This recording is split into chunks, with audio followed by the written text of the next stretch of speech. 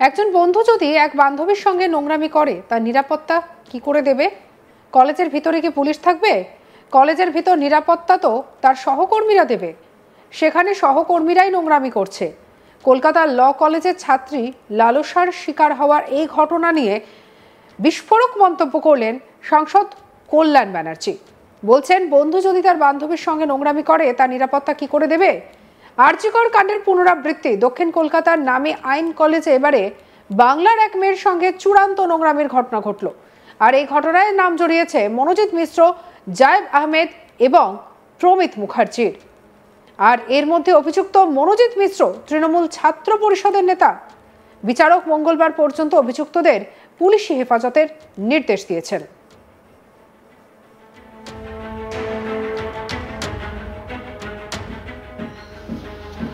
জানা গিয়েছে, প্রাক্তন হলেও নিয়মিত কলেজ যাতায়াত ছিল মনোজিতের। সূত্র বলছে, তাকে প্রতিষ্ঠানে অস্থায়ী স্টাফ হিসেবেও নিয়োগ করা হয়েছিল। মনোজিতের ফেসবুক প্রোফাইলে লেখা রয়েছে সাংগঠনিক সম্পাদক, দক্ষিণ কলকাতা জেলা তৃণমূল ছাত্র পরিষদ।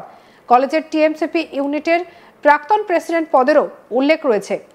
সোশ্যাল মিডিয়ায় তার ফলোয়ার্স সংখ্যাও বেশ ভালো। এবার তার বিরুদ্ধে মেয়ের সঙ্গে নোংরামির অভিযোগ উঠেছে। এই ঘটনায় একেবারে চাঞ্চল্য ছড়িয়ে পড়েছে। এখনো পর্যন্ত অভিযুক্ত 3 জনকে গ্রেপ্তার করা হয়েছে। ধৃতদের কাছ থেকে মোবাইল ফোন বাজেয়াপ্ত করা হয়েছে।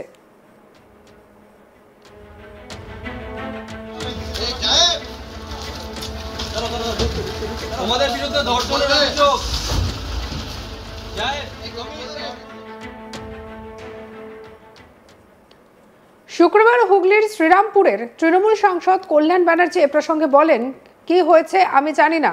ঘটনাটা সম্পর্কে আমি এখনো পর্যন্ত ওয়াকিবহল নই। যদি হয়ে থাকে তাহলে নিঃসন্দেহে অন্যায় হয়েছে। কারা করেছে, কে করেছে, তাদের দ্রুত গ্রেপ্তার করা উচিত। বারবার আমি এক কথাই বলছি, যারা এই কাজ করেছে তারা পুরুষ। তাই যারা এই ধরনের কাজ করে তাদের বিরুদ্ধে লড়াই করা উচিত।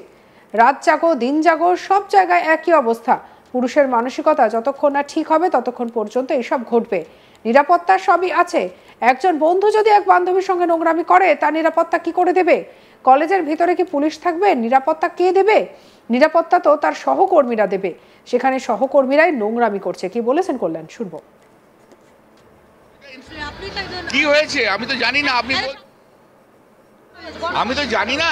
যদি কোথাও হয়ে থাকে, আমি ঘটনার সম্বন্ধে এখনো ওয়াকিবহল না। নিঃসন্দেহে অন্যায় করা হয়েছে। কারা করেছে, যে করেছে তাদের ইমিডিয়েটলি অ্যারেস্ট করা উচিত। বারবার আমি এক কথাই বলছি যে এই সমস্ত ক্রিমিনাল কারা করে? কিছু পুরুষ করে। তা মহিলাদের লড়াইটা কাদের বিরুদ্ধে?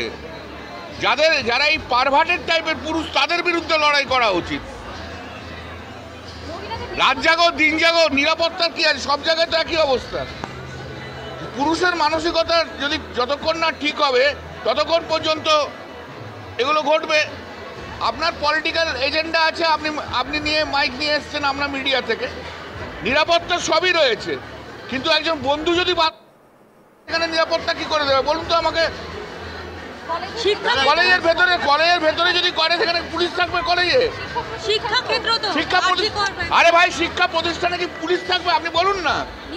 নিরাপত্তা কাকে দেবে? নিরাপত্তা তো তার সহকর্মীরা দেবে। সেখানে অন্যায়টা কারা করছে? একই সঙ্গে তিনি বলেন, প্রাক্তনরা যখন ঢোকে তখন সেই ক্ষেত্রে কিছু লিঙ্ক আছে। প্রাক্তন হোক বা যাই হোক, সে তো ছাত্র, পুরুষ। সেই পুরুষদের বিরুদ্ধে মহিলারা কেন লড়াই করছে না? কলেজ কর্তৃপক্ষ তো সরকার নয়। কলেজ কর্তৃপক্ষ যদি কিছু না করতে পারে তাহলে তাদের বিরুদ্ধেও ব্যবস্থা নেওয়া উচিত।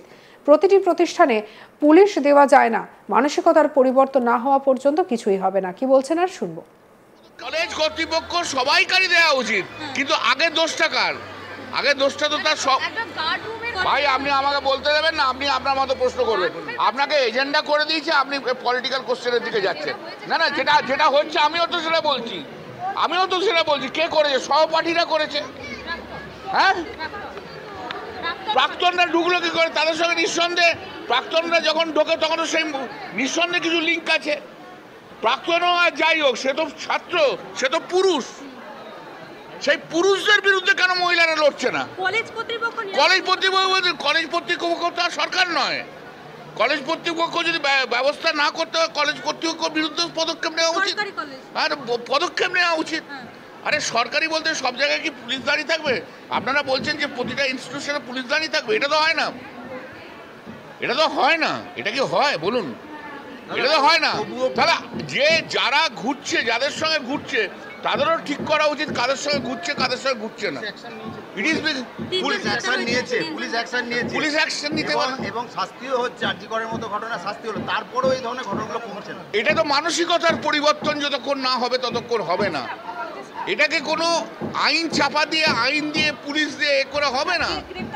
এটা মানসিকতার পরিবর্তন থাকতে হবে। পরিবর্তন চাই, মানসিকতার পরিবর্তন প্রতিদিন প্রতি জায়গায়।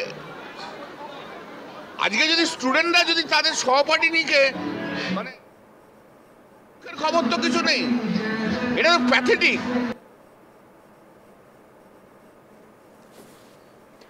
এই ঘটনায় রাজনৈতিক তরজা তুঙ্গে উঠেছে। শুক্রবার রাজ্যের বিরোধী দলনেতা শুভেন্দু অধিকারী মুখ্যমন্ত্রীর পদত্যাগের দাবি করেন। কি বলছেন শুনবো।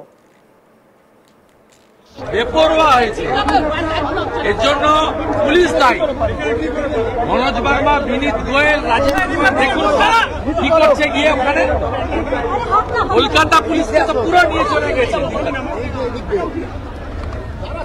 লোক তো নেই দিঘায়। এই রাজ্যের মুখ্যমন্ত্রী চেয়ারে থাকার যোগ্যতা নেই। আমরা ইস্যু টেক আপ করছি এবং খুব বড় জিনিস হবে, বড় হবে। অন্যদিকে সুকান্ত মজুমদার কি বলেছেন শুনবো।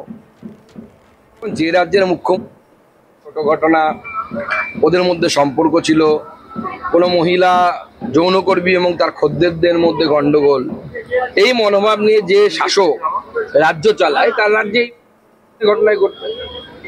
আর নির্ভয়া কাণ্ডের পর বা অভয়া কাণ্ডের পর যেভাবে আবার কলেজের মধ্যেই শোনা যাচ্ছে নাকি ঘটনাটা হয়েছে এবং তার সাথে জড়িত নাকি প্রাক্তনী এবং স্টাফ।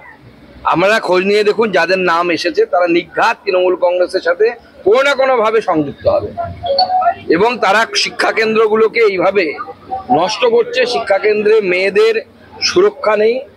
আরজি কর কাণ্ডের পর তো প্রমাণ হয়ে গেছে যে রাজ্যের টপ মেডিকেল কলেজগুলোর মধ্যে একটিতে যদি এই ধরনের ঘটনা ঘটতে পারে, তো ল কলেজ তো যেখানে আইন তৈরি, আইনের শিক্ষার্থীরা তৈরি হয়, সেখানে আইন ভাঙা হচ্ছে। তাহলে রাজ্যের অবস্থাটা কি? রাজ্যের মুখ্যমন্ত্রী ল অ্যান্ড অর্ডার সামলান হোম মিনিস্টার হিসেবে, তিনি আমাদের হোম মিনিস্টার। তারপরে তার এই যে অপদার্থতা, তিনি যতই জগন্নাথ দেবের রথ টানুন না কেন, কালীগঞ্জে মেয়েকে মারা হচ্ছে বোমা দিয়ে, কোথাও করা হচ্ছে, আরজি করে অভয়, এই পাপের হাত থেকে উনি বাঁচবেন। সঙ্গে রাখুন আজ তাক বাংলাকে। লাইক, কমেন্ট, শেয়ার, সাবস্ক্রাইব করতে ভুলবেন না।